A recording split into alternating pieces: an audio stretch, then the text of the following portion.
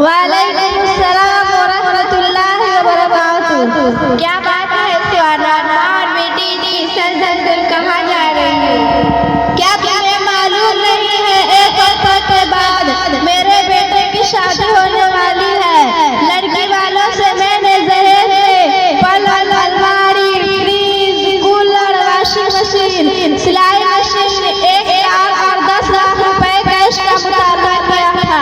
सब सामान तो उन्होंने भेज दिया है, लेकिन 10 लाख में से सिर्फ 5 लाख ही दिए हैं और बकिया 5 लाख शादी के दिन देने का वादा किए हैं। उन्हीं 5 लाख रुपयों में से अपने लिए और अपनी बेटी के लिए और अपने पूरे खानदान के लिए और अपने नूरे नजर के लिए मीना बाजार मोतिहारी में कपड़ा और दीगर सामान खरीदने जा रही हूँ। वाह वाह वाह, तुमने तो कमाल कर दिया। जहेज में इतना कम सामान क्यों मांगी हो? इन चीजों के साथ एक पेट्रोल पंप, एक स्टेशन, एक हवाई अड्डा और साथ में 2-3 हेलीकॉप्टर भी मांग लेती, ताकि शॉपिंग करने के लिए तुम इस तरह पैदल नहीं बल्कि जहेज हेलीकॉप्टर में सवार होकर जाती। अच्छा एक बात बताओ, जहेज लेते हुए तुम्हें बिल्कुल शर्म नहीं आई? तुम्हारे पास बेटी है, कल जब शादी के लिए लड़का ढूंढोगी और लड़के वाली दहेज में इन्हीं सब चीजों का मुतालबा कर देते, तो क्या तुम्हारी हैसियत है कि तुम अपनी बेटी की दहेज में यह सब चीजें देते हो? तुम चुप रहो शालिया, तुम तो मेरी माँ को इस तरह डांट रही हो जैसे उसने कोई बहुत बड़ा गुनाह कर लिया है। और रही बात मेरी शादी की, तो तुम्हें उसकी फिक्र क्यों हो रही है? वैसे भी मैं हसीना जमीन हूँ और ग्रेजुएशन पास हूँ। देख खुद रिश्ते आएंगे। अल्लाह करे कि तुम्हारी शादी सहूलत के साथ हो जाए, लेकिन जहाँ तक मेरा ख्याल है वो यह है कि बाद गुनाहों की सजा अल्लाह ताला दुनिया ही में दे देते हैं। और तुम्हारी अम्मी ने दहेज का मुतालबा करके लड़की वालों पर जो जुल्म किया है, मुझे डर है कि कहीं उसकी सजा दुनिया ही में ना उड़े दे। यहाँ से चलिए अम्मी जान, हम पहले ही बहुत लेट हो चुके हैं। इस जैसे हजियाएं और मौलवियाएं आते तो इसी तरह उल्टी सीधी बातें करती रहती हैं।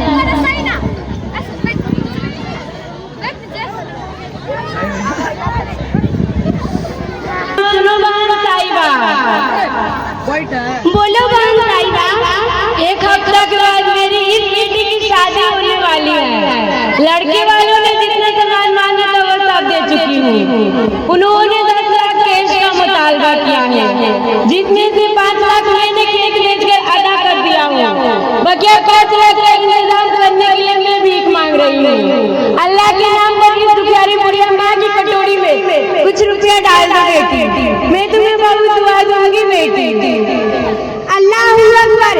अब ये जमाना भी आई है कि माँ और बेटी दोनों भीख मांगकर दहेज के सामान की तैयारी कर रही है। आप मुझे अपनी समझता बदल दीजिए, मैं उस गुनहगार और लालची औरत का दिमाग ध्वंस करती हूँ। खाला जान उनका नाम तो आना है और वो इसी मोहल्ला में रहती है, लेकिन आज नर्म और धीमी आवाज में उनसे बात कीजिएगा। कहीं ऐसा ना हो कि वह आपकी बातें सुनकर देश में आ जाए और मेरी शादी तोड़ दे, जिसके बाद मेरी इस पूरी माँ को इस बुढ़ापे में मेरी शादी की शादी फिर से यहाँ वहाँ का चक्कर लगाना। तुम उनकी फिक्र मत करो बेटी, अगर उसने दहेज का सारा सामान वापस नहीं दिया तो मैं अपनी बेटी की शादी अभी से करा दूंगी। चलो अब मैं चलती हूँ तुम्हारी समधन से मिलने। तुम कहाँ हो तो आना, बाहर निकलो। तुम कहाँ हो तो आना, बाहर आओ, बाहर आओ। अच्छा तुम्ही को पुकार हो गए थे, इसकी वजह से आज एक बूढ़ी माँ अपनी नौजवान बेटी को लेकर तुम्हारी ख्वाहिश पूरी करने के लिए दर बदर के ठोकरे खा रही है और भीख मांगने पर मजबूर हो चुकी है। खामोश हो जाओ मुल्तान, अभी हम मुल्तान फतवा दी है। अब तो मेरा दिमाग मत खा, पता नहीं सुबह उठकर आज मैंने किसका मुंह देख लिया था जो तुम जैसे मुल्तान और मुल्तान और औरत से मुलाकात हो रही है। अरे तुम्हें क्या मालूम कि मैंने अपने बेटे को कितनी मुशक्कत से पाला है, उसकी परवरिश और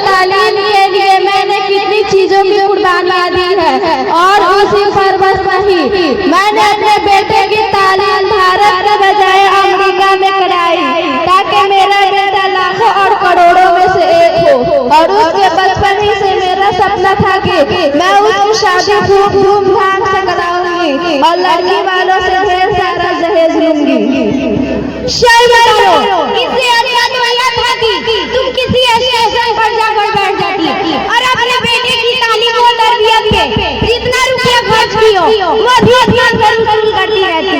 अरे शैतान शीशम खूंखार औरत, क्या तुम इस हकीकत से आगाह नहीं हो कि इसी दहेज के खातिर आज करोड़ों गरीब बच्चों की जिंदगी उजड़ गई है। इसी दहेज की वजह से लाखों मासूम कशीदाओं के हाथ मेहंदी गिरा जाने, इसी दहेज की खातिर शादी न होने की वजह से हजारों बच्चियां फांसी लगा गई। इसी दहेज की खातिर लाखों लड़कियों की उसके वालिदैन पेट में ही मार देते हैं। और तुम कहती हो तुमने अपने बेटे को बहुत से पाला है, तो मैं एक सवाल करती हूँ, क्या लड़की के वालिदैन ने अपनी चांदी बेटी को मुहब्बत से नहीं पाला? और क्या लड़कियों की तालीम और तरबियत पे पैसे खर्च नहीं होते हैं? जरा ठंडे दिमाग में सोचो, कल अगर सारी बेटी वाली फैसला करेगी हम अपनी बेटी की शादी ऐसे लड़के से कराएंगे जिसके वाले ने दहेज में हमें फलक चीजें दे, तो उस वक्त तुम क्या कर लोगी? अभी है, संभल जाओ। बहू को अपने और अपने बेटे के लिए कुदरत का अनमोल और कीमती मौका समझो। तुम्हारा बेटा इंसान है, उसको बेचने का सामान मत बना। तुम्हारी बातें सुनने के बाद मेरी अकल ठिकाने पर आ गई है। मैं अभी जाकर अपने समधन से माफी मांगती हूँ और उसका सारा रकम वापस कर देती हूँ। मुझे माफ कर दो समधन, मुझे अपनी गलती का एहसास हो गया है। मैं सारा सामान और रुपया तुम्हें वापस कर दूंगी जो तुमसे दहेज के नाम पर मैंने अब तक मांगी है। ठीक है समधन, मैंने तुम्हें माफ कर दिया, लेकिन यहाँ पे बैठी इन तमाम औरतों से जो दहेज की ख्वाहिश रखती है, यह कहना चाहती हूँ उनके घर बेच कर गरीब कब तक भी आएगा बेटिया, कब तक यूं ही दहेज आएगा बेटिया। ऐसा ही चलन समाज में रहा तो एक दिन फिर से बाप जिंदा दफनाएगा बेटिया। माँ बाप का घर बिका तो बेटी का घर बसा, कैसी है ये खराज रसम दहेज की। आइए हम मिलकर और हाथ उठाकर यह वादा करते हैं कि हम अपने बेटा और बेटी की शादी सुन्नत के मुताबिक करेंगे और ना ही दहेज देंगे और ना ही लेंगे, इंशाअल्लाह इंशाअल्लाह।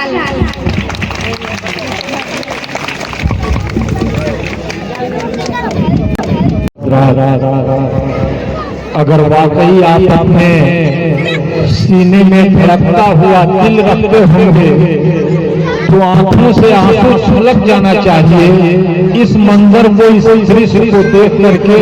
और यही है हमारे समाज की अच्छी तस्वीर कशी जो ये छोटी छोटी बच्चियां की हैं, ये दहेज और तिलक की लानत के मुताल्लिक जिससे हमारा समाज तबाह हो बर्बाद हो रहा है। हमें अज़्म कर लेना चाहिए 26 जनवरी के मुबारक मौके पे कि हम अब अगला तौर पर मुतालबा नहीं करेंगे। आइए